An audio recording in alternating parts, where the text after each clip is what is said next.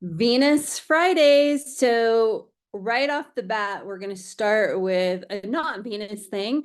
Um, we have the full moon on Saturday, tomorrow in Virgo, right? So the sun's in Pisces, the moon's in Virgo. It's the full moon. They're across from each other. That Pisces Virgo axis is activated with this full moon. And the full moon is a beautiful time to celebrate, right? That's what we would do in our ancestral ways, and many people do still today, right? We would build a fire, come together, have food, and celebrate, right? Um, so I like to focus on the full moon as being a time of celebration, celebrating something about yourself.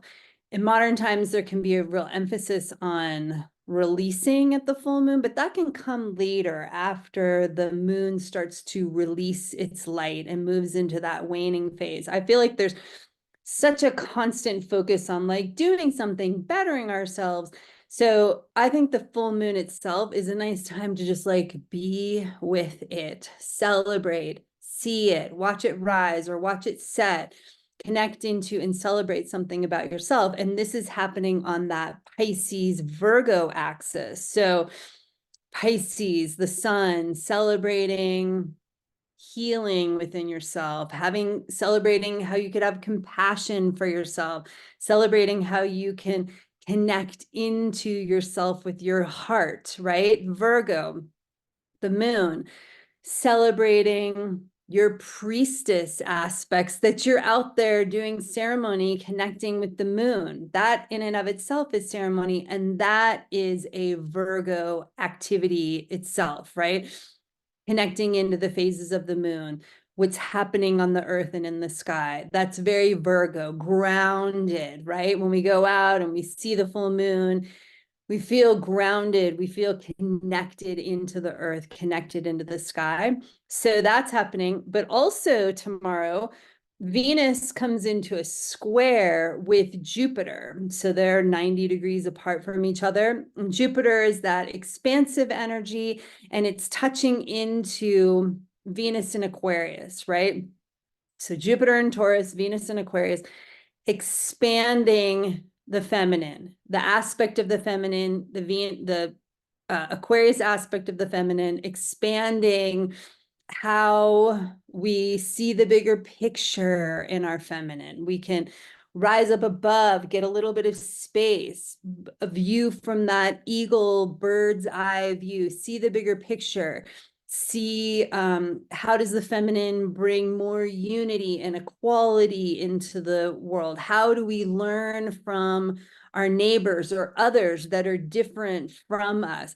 There's an expansive energy to that. So the feminine has this expansive Aquarian energy happening with Jupiter, while we're having this priestess, Virgo, Druid, Virgo full moon. So how do we bring those two together, right? How, just by even going out, seeing that bigger perspective of the sun and the moon setting, rising, watching the moon, connecting ourselves into the moon's energy, the full moon, the phases of the moon, and co-creating our lives with that, right?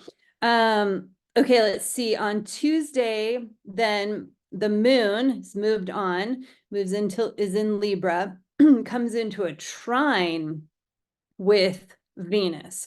So the moon still activating Venus,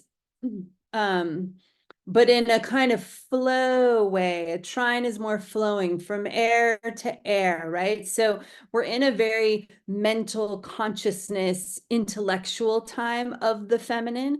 So the moon coming into that trine will lend itself to that, but it's Libra. So it's about relationship as well. So that connection between Libra and Aquarius, seeing the bigger picture of the relationship, having relationships activate and help us see the bigger picture, right?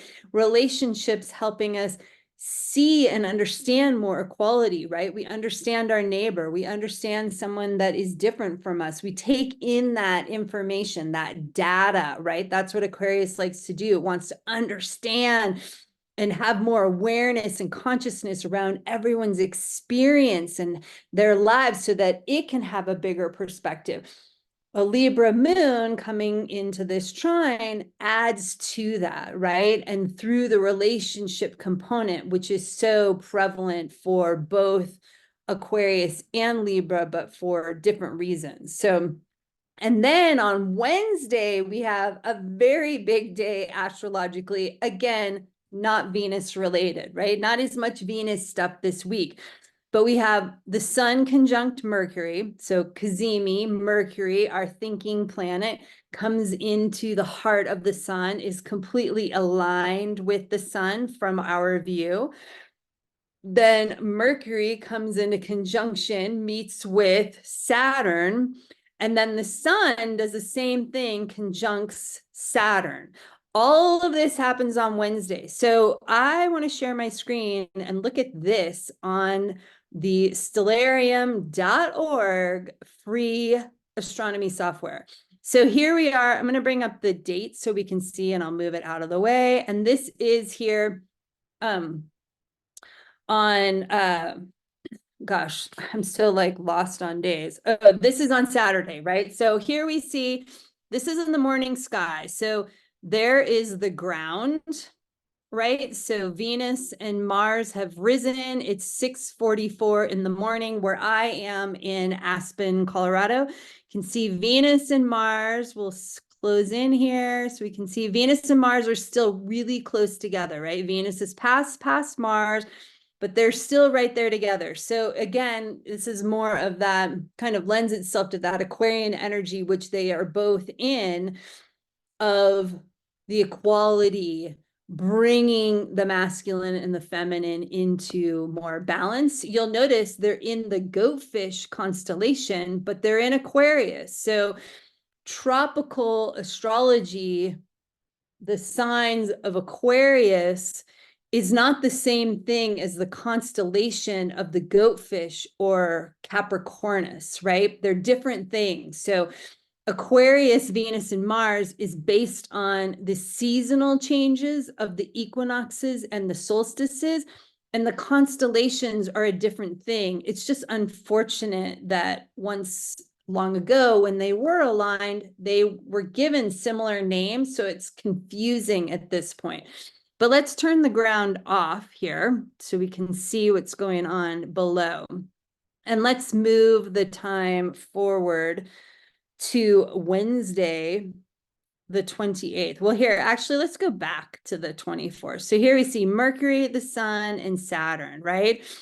And this is another good point. Here they are in the water bearer constellation, even though they are in Pisces, right? So the seasonal sign of Pisces that's bringing us into this March equinox, this seasonal time of where the season shifts from winter to spring in the northern hemisphere, or it is the shift to fall in the southern hemisphere. But it's still a seasonal shift that's happening regardless of how you're experiencing the season.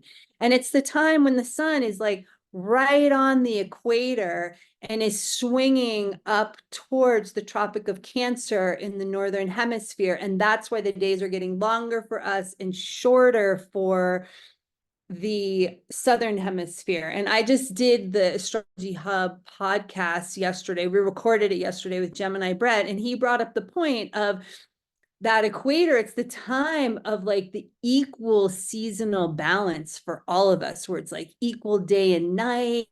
It's kind of like a same equalizing force for both of the hemispheres. And I thought that was a really cool way to look at the equinox.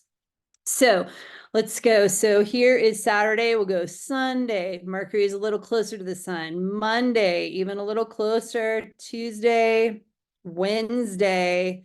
Now they're all aligning, right? So again, I'm just going to like back up so we see this a little bit more. But here is Mercury's coming to the sun and they're both coming to Saturn. So here we are, 24th, 25th, 26th, 27th, 28th, boom. Look at all that alignment. Let's zoom in here, right? All right, in alignment with each other on that one day. So this is a big day of the sun, our light, and Saturn and Mercury are aligned with the sun on the other side of the sun, right? So our mind, our mental realm is meeting with the heart of the sun in Pisces. So bringing the mind down into the heart of Pisces, but also Mercury is that messenger of the gods. So it's getting those messages, that connection of spirit sun to bring forward from our hearts,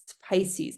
And then Saturn, our real world planet that's like of contraction and the real world and what's going on, I think will help us to bring those heart messages into our bodies, the reality, the real world that we're living in. So Wednesday is an amazing day to just really be in your heart.